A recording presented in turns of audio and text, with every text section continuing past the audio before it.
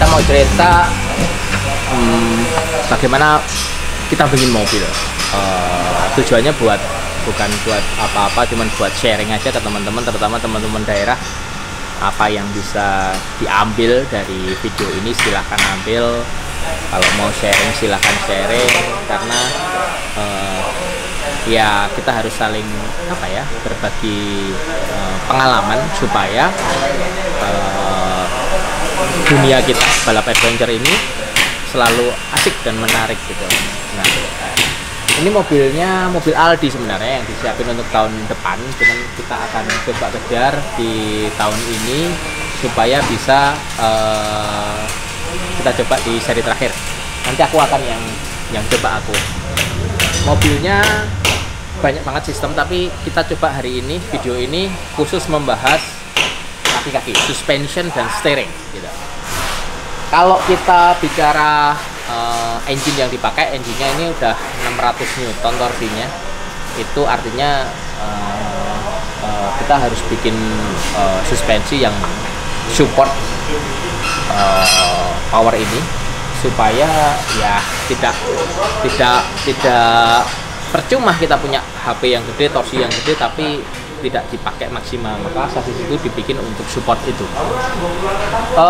Geometrinya kalau kita bicara, kalau sudah ketemu wheelbase-nya ini kita bikin 254 cm. Terus kardanya pakai VX80 yang belakang full floating, yang depan pakai hybrid. Jadi ini ke sana, ball hook keluar sampai ke knuckle sini itu pakai VX80, as rodanya pakai VX80, tetapi tengahnya ini pakai VX80 belakang ini. Jadi 9 inch depan gitu kan. Terus di reinforce juga karena untuk titik-titik geometri suspensi. Kalau kita bicara geometri suspensi itu apa? Geometri suspensi itu intinya bahasa sederhananya yang paling mudah dimengerti, itu gini.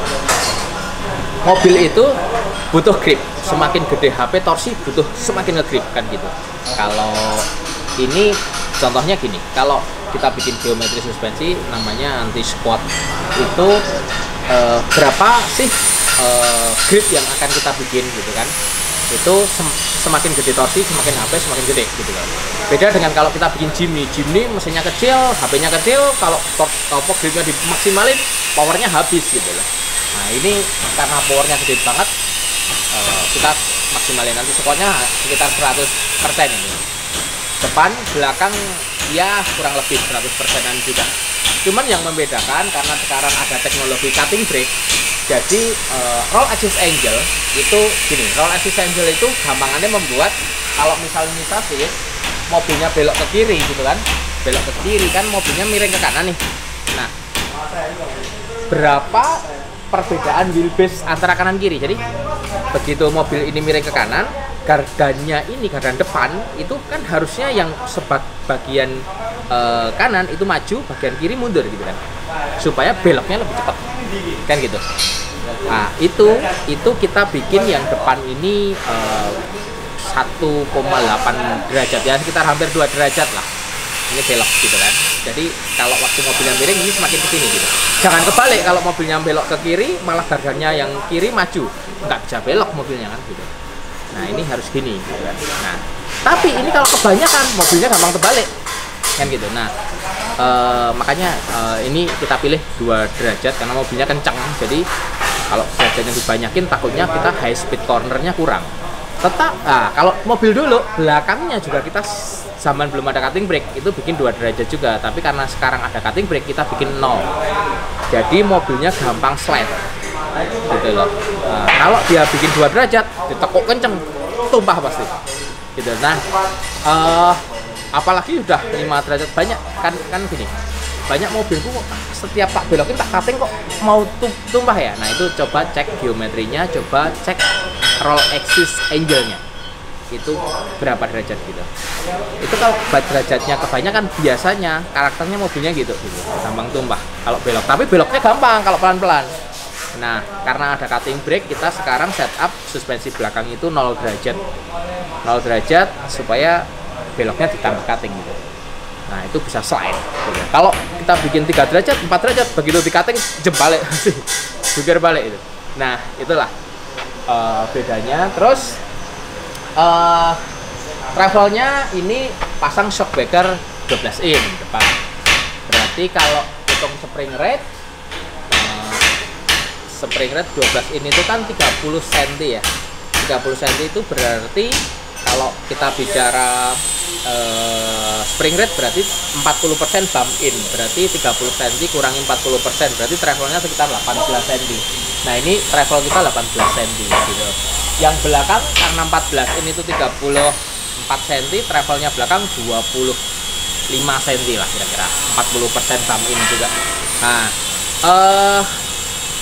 banyak teman-teman itu kadang-kadang ini shock breakernya travelnya 10 in atau 12 in 30 cm, tapi mainnya sini cuma 10 cm. Saya ngapain pasang shock breaker panjang-panjang kan gitu.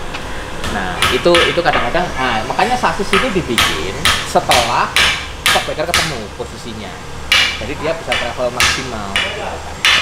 Itu masalah shock breaker, masalah spring rate. Nah terus yang kedua masalah steering. Steering ini sengaja kita bikin custom karena kita mau cari lock to lock steer yang sesuai dengan kebutuhan kita, sama kita mau cari kemudahan cari pompa power steering. Nah ini pompa power steering cuma pakai Cherokee standar, tapi sudah dituning dalamnya dikit supaya enteng. Volumetric pompa ini cocoknya untuk orbital maksimal 140 gitu. Kalau lebih dari 140 pasti berat. Makanya kalau asli PSC itu yang tabungnya gede gini, itu orbitalnya bisa 165, bisa 180, tapi pompanya harus SPX yang cc-nya gede gitu kan. Nah pompa itu mahal dan sulit dicari, makanya kita cari pakai Cherokee. Ininya pakai, kita siapin 3 macam, 120, 130, 140. Kalau 140 beloknya cuma lock to locknya itu 1,3, tapi kalau 120 1,6 lock to lock gitu loh. Jadi setirnya itu lebih, ini semakin gede volumetriknya, ini semakin cepat, dan ini beloknya tidak perlu banyak sudah belok. Nah itu disesuaikan sama karakter drivernya. Terus makanya hidroliknya ini kita bikin custom yang kecil supaya orbitalnya kecil, supaya pompanya kecil gitu loh. Jadi pompanya jadi awet, nggak pernah problem gitu. Untuk urusan travelnya kita custom juga, nggak sama dengan PSC persis, tapi kita panjangin dikit karena kita pakai ball hooknya VX, jadi sudut beloknya bisa maksimal sesuai dengan sudut beloknya si Astroganya VX80. Jadi ini agak sedikit lebih panjang sedikit. Kalau Toyota atau asli PSC kan 7 inch, nah ini lebih dikit ya kira-kira gitu. Terus tabungnya juga custom, kita ada filternya dalamnya. Terus olinya sebenarnya yang paling bener pakai Swepco Amerika, cuman kita masukin oli dari Amerika sekarang sulit. Ini olinya kita biasa pakai oli Maticnya ATF Honda, karena si PSC sendiri menyaranin pakai itu boleh karena dia lebih tahan suhu tinggi, karena ATF Honda itu untuk CVT gear, jadi dia lebih tahan temperatur tinggi. Terus ada oil coolernya belum ada di sini, tapi kita pasang oil cooler juga. Nah itu kira-kira hidrolik ini drawingnya kita ada. Kalau teman-teman daerah mau konsultasi, mau bikin sendiri, bisa tinggal bawa ke tukang bubut, bikin sendiri beres. Nggak perlu order lah, bikin sendiri aja lah. Jadi tahu gitu loh masalahnya. Kalau rusak juga bisa benerin sendiri. Nah ini pilonya kita kasih yang chromoly yang 20 mili. Ini sudah sangat cukup kuat karena ini 20 ton. Ini tetap pakai pipa supaya ada lenturnya. Terus ball VX ini kenakalnya atas, ayamnya atas kita custom. Barangnya belum ada di bubutan. Kalau ada nanti kita lihat, kita tambahin baut jadi 3 bolt. Nah itu kelemahannya VX kan bautnya atas 2 itu. Nah, ini kita bikin 3. Terus selangnya seperti biasa pakai selang hidrolik. Kalau ini bikin ini nggak mahal-mahal juga, ini semua baru aja mungkin 25-28 juta gitu lah kalau mau bikin. Tapi yang paling utama bukan masalah harganya, tapi sesuai dengan rasionya atau lock to locknya kalau kita bicara setir. Ada satu lagi teknologi yang mungkin harus dicoba, yaitu arm set. Link arm ini pakai aluminium 7075 T6. Ini bisa beli di Indonesia banyak. Ini keunggulannya apa? Satu, enteng. Yang kedua, lentur banget. Jadi saat mobil dipakai, nabrak sesuatu, nabrak pohon, nabrak tunggul, nabrak batu gitu, ball hoop, kopel, pillow ball itu lebih awet.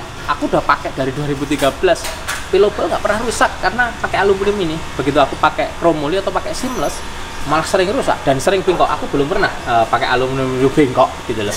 Ini ukurannya 175 inch. Ini di Amerika banyak banget yang pakai. Dulu penasaran kenapa kok pakai aluminium, ternyata aluminium itu benefitnya banyak banget. Jadi dan harganya nggak begitu mahal juga gitu. Terus ini pilonnya pakai chromoly, pakai yang 25 mili. Jadi ini kemampuannya 32 ton ini. Jadi nggak mungkin rusak lah, mungkin bengkok ini. Dan chromoly ini triple layer, jadi tengah-tengahnya antara bearing tengah ini sama housingnya itu ada teflonnya. Nah itu membuat dia tidak gampang bunyi, tidak kocak. Ini bisa diaplikasikan di mobil apa aja bisa. Nah, ini pasti didesain setelah titik armnya jadi baru kita ngerol pipa. Jadi pipanya semua efisien, nggak ada pipa yang nggak kepake. Tuh, jadi mobilnya ringan. Sasis ini bobotnya sekitar 135 kilo kemarin sebelum dipasangi mesinnya.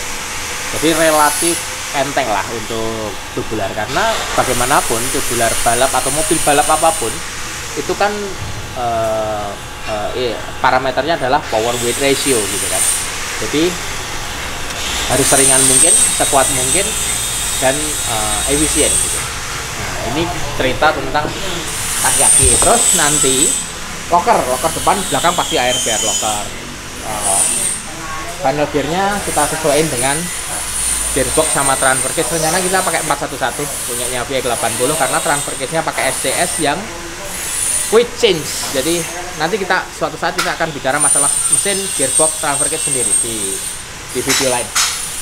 Terus urusan ARB belakang, karena kita sudah pakai cutting brake, itu kan ARB itu kan problemnya di saat kita balap itu kadang-kadang rilisnya lama. Nah itu biasanya kita akalin dengan kita bongkar ARB-nya, pernya kita ganjel, jadi lebih mudah rilisnya gitu. Itu itu sangat berguna lah saat kita balap, karena begitu nggak rilis kita nggak bisa cutting gitu. Terus as roda apa standar tapi depan RCV. RCV itu ada dua macam, 4043 sama 300M. Nah kalau untuk balap udah harus 300M gitu, jangan yang chromoly tapi yang 300M, itu bahan yang lebih kuat daripada chromoly. Ini as roda standar, cuman bautnya ditambahin lagi di bubut di belakang. Hampir semua mobil ini kita kerjain sendiri, cuman dibantuin teman-teman juga, terutama nanti tuning halteknya dibantu Kostik pasti. Kalau yang lainnya kita kerjain di bengkel sendiri. Kaki-kaki lagi apa ya yang belum? Rem standar semua VX80 sudah sangat cukup. Nanti boosternya ini kalau mau empuk pakai Fortuner VRZ. Tapi kalau mau pakem banget pakainya high loop. Tapi aku nggak begitu suka adventure off-road dengan rem yang sangat pakem. Aku pengennya yang bisa dikontrol lah. Aku cocok pakai Fortuner VRZ, makanya ini kita ganti. Kalau mau ganti-ganti tinggal pasang-pasang aja. Terus pasang orbitalnya di sini, di luar sini. Jadi kalau selangnya pecah apa-apa tidak masuk ke cabin gitu. Orbital di sini juga pipanya sedikit gitu. Sama satu lagi tips, tabung oli hidrolik, tabung oli PSC atau kita ngomong gampangannya PSC sama pompa itu ada jarak maksimumnya. Kalau kita maksimum jaraknya 25 cm, nggak boleh lebih dari itu, dan selangnya pakai selang yang ukuran 1 inch. Jadi pompanya tidak delay gitu olinya. Nah itu juga sebenarnya PSC udah bilang begitu. Jadi kadang-kadang kan ada yang taruhnya jauh gitu. Nah setirnya jadi agak berat, reaction setirnya juga kadang-kadang delay. Nah itu udah bilang si PSC gitu. Jadi ini begitu, ya kira-kira semua ini bisa dilakuin atau dikerjain teman-teman di daerah lah, di mana aja bisa, karena sama aja, tinggal ngelas doang gitu.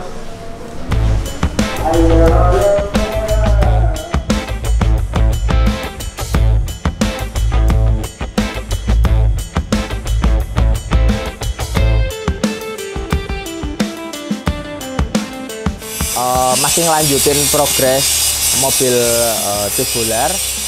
Yang kemarin kan kita bicara Excel. Nah ini yang aku bilang ini kenakalnya punya VX80, ini punyanya VX80 belakang, ini punyanya depan, jadi hybrid gitu, supaya gardan depannya 9 in. Terus ada kelemahan kenakal dari VX80 itu, salah satunya adalah baut atasnya, kingpinnya atas itu 2, aslinya 2, terus kita modifikasi jadi 3, terus kita bikinkan pitman arm yang custom supaya ada 3 baut dan juga rasionya pas supaya sudut beloknya maksimal. Nah ini yang membedakan kenakal ini kenapa kok diganti 80 series, karena satu lebih kuat karena lebih gede, yang kedua disc brake-nya itu sudah pasti bagus, yang ketiga lebih sudut beloknya lebih bagus, dan ada geometri itu kalau ditarik garis lurus 3 dimensi gitu, posisi caster sama sudutnya caster itu sangat bikin mobil itu lebih mudah belok gitu loh. Jadi kayak gini, kalau kita belok naik hardtop, beloknya seberapa sama VX80 yang panjang wheelbase-nya segitu, lebar mobilnya segitu, tuh beloknya kan enak VX80. Makanya kita cari di situ, tinggal nanti kita rasionya hydraulic steering ini yang kita sesuaiin dengan kebutuhan masing-masing pembalap. Gitu. Jadi ini sudutnya banyak banget. Ini sudut belok dan as rodanya pun sudutnya paling gede dari yang ada gitu kan. Jadi kita manfaatin itu potensi itu atau geometri itu kita pakai, terus ayam bawah dipotong aja standar. Jadi tidak bikin, kalau bikin ada resiko tidak presisi. Tapi kalau aslinya semua kingpinnya itu pasti presisi. Terus tinggal kita modifikasi aja, ini dibubut, potong, dilas, disambung sama paha ayam ini, yang rasionya ini bisa kita atur-atur juga. Nah, nanti ini akan sebanding dengan stroke atau panjangnya hydraulic steering itu. Jadi sudut beloknya maksimal. Sama ada satu lagi nih. Coba lihat, Yum. Ini kan inner shaft kenakal. Inner kenakal lah. Itu kita kasih reinforcing di sini, kanan kiri. Supaya dia tidak, kalau off-road ini sampai bottom end, ini biasanya suka bengkok gitu kan. Kalau bengkok di tempat off-road benerinya susah, makanya di reinforce dari awal. Itu salah satu kelemahan balhubnya punyanya 80 series. Tapi kita coba minimasi kelemahan-kelemahan itu. Terus kalau kita bicara rem, ini hampir semua pakai standar remnya. Jadi disc brake, rem, kaliper semua standar. Hanya karena mobil balap itu harus juga adjustable, maksudnya karakter remnya itu harus bisa disesuaikan dengan kebutuhannya pembalap. Maka ada beberapa lubang yang dibikin, rasionya ini terhadap ini itu kita bikin. Terus volumetric booster sama volumetric master rem atas itu kita siapin banyak. Jadi ini boosternya pakai Fortuner VRZ atau Hilux sama yang baru. Kenapa? Karena master atas depannya sini itu ada beberapa macam, volumetriknya macam-macam. Semakin kecil volumetriknya, semakin dalam remnya, tapi semakin pakem. Nah, kalau sininya rasionya yang atas itu gede, itu semakin cekak atau semakin sedikit ngeremnya, tapi semakin kurang pakem. Nah, rasio itu akan di setel dari ini sama dari jarak ini. Gitu. Jadi paling mudah teman-teman kalau mau rasanya seperti Fortuner, ya udah rasionya samain dengan Fortuner, ininya volumetric Fortuner, itu pasti rasanya kayak Fortuner gitu. Tinggal nanti ke vacuum booster. Kalau ini rencana bisa 2 cara, satu ditarik oleh mesin pakai vakumnya intake, tapi ada juga alat tools yang dia memang mesin vakum untuk disc brake, jadi bisa di setel ke vakumannya. Itu jauh lebih presisi kayak mobil-mobil rally, kayak mobil-mobil speed off-road gitu. Vakumnya vakum boosternya sudah tidak tergantung sama RPM engine. Jadi kalau RPM kan digas gede vakum ke vakuman, ditutup remnya tidak ke vakuman gitu kan. Nah kalau pakai motor, motor khusus, motor kompres. Kalau kebalikannya kompresor, jadi kalau kompresor itu neken, ini vakum. Nah itu bisa di setel setiap saat. Jadi setiap saat, setiap RPM berapapun rasa remnya sama. Nah karena mobil balap ini sistemnya yang adventure off-road itu berbeda dengan mobil balap yang lain. Kalau adventure off-road itu kebanyakan stop and go, jadi gaspol lepas gitu. Nah itu kalau mau remnya presisi itu butuh alat alat vacuum untuk boost rem. Jadi remnya lebih presisi. Rencana mau kita pasang di sini.